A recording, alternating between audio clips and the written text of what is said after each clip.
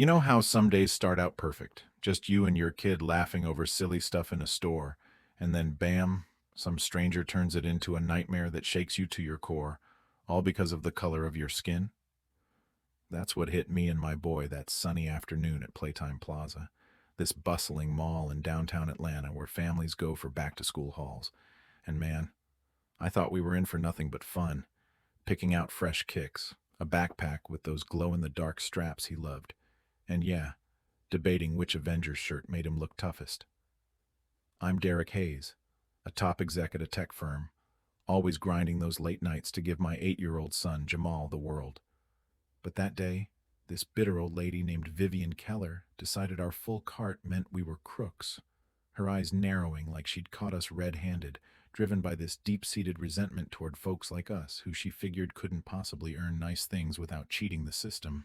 It all exploded right there in the kids section of Toy Haven, surrounded by racks of colorful teas and that sweet bubblegum smell, Jamal's eyes lighting up as he held up this Iron Man shirt. "Dad, this one's got the arc reactor. It's unstoppable." And I'm grinning, heart full, saying, "All right, champ. Unstoppable it is," when her voice cuts in sharp as a knife, pointing that bony finger straight at me. "Is that a stolen card you're pulling out? 'Cause no way your kind affords all this unless you're ripping off your boss or worse."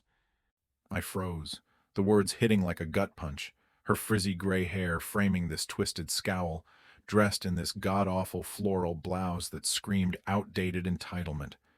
And suddenly Jamal's clinging to my leg, his excitement draining away, whispering, "Dad, what's she mean?"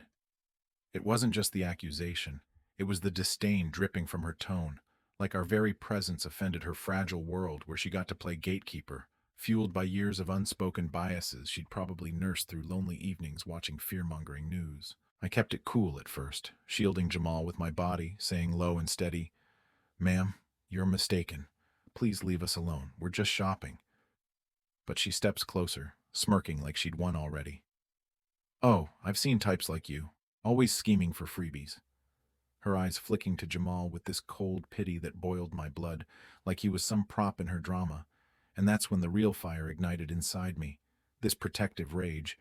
But I locked it down, knowing one raised voice from me would flip the script to make me the aggressor in everyone's eyes.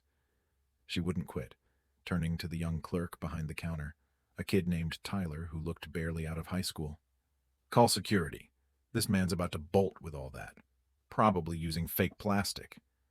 And Tyler stammers, "Uh, is everything okay?" While shoppers start rubbernecking, whispering, the air thickening with that uncomfortable tension you feel when prejudice hangs heavy. Vivian's motive was clear as day. This wasn't random. It was her way of reclaiming some imagined power, maybe from a life of feeling overlooked, turning a simple family outing into her personal crusade against those people she saw as threats to her comfy bubble. Things spiraled fast, me insisting, "I'm paying with my own money, back off." But she whips out her phone, dialing 911 with this theatrical flair, shrieking into it, "Help! There's a huge angry man here threatening me. He's got a kid, might not even be his, could be kidnapping." Every lie escalating, her voice cracking with fake tears.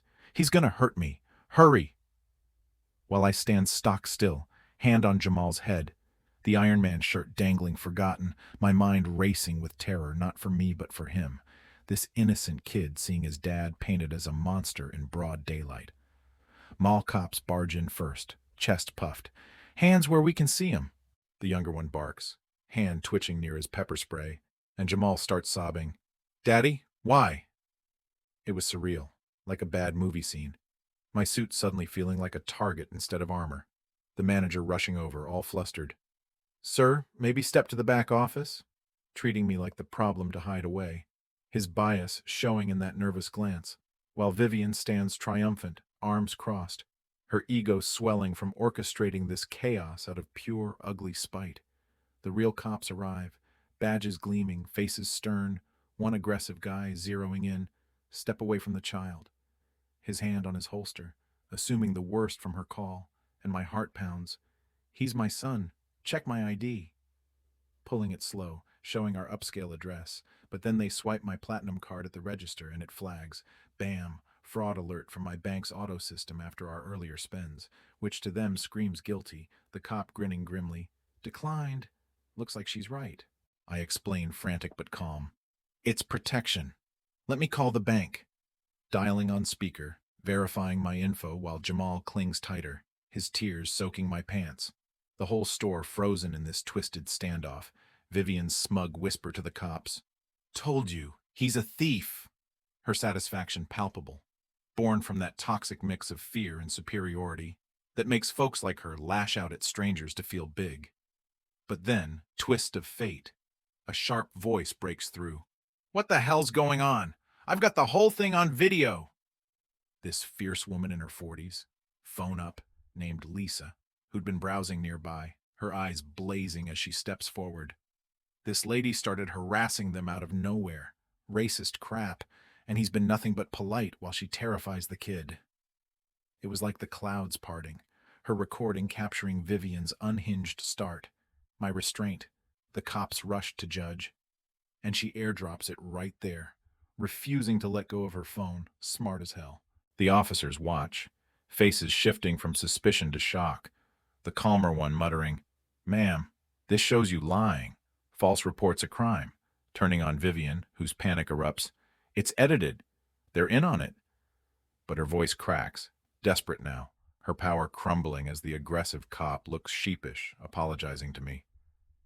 Sir, sorry for the mix-up. Want to press charges? And with Jamal's scared face in mind, I nod firm. Yeah, for harassment. She traumatized my boy. Watching her deflate, cuffed and led away, her reign of terror ending in humiliated whimpers, the store echoing with murmurs of relief. From there, the video explodes online. Outrage pours in. My wife, Mia, a sharp marketer, and my buddy attorney Ray team up, turning the tide with interviews that expose the deep rot of everyday racism.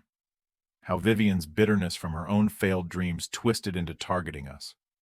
Thinking her status as a concerned citizen gave her free rein.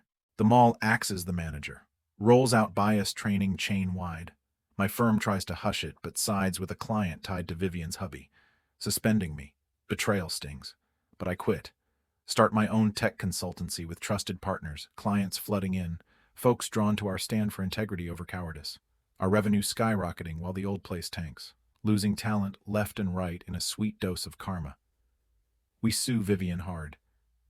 Discovery unearths her pattern of venom, her hubby pressuring her to settle in that tense conference room, his glare burning as she signs the apology admitting false claims driven by prejudice, plus a fat payout and fund for Jamal's therapy, her world shattering.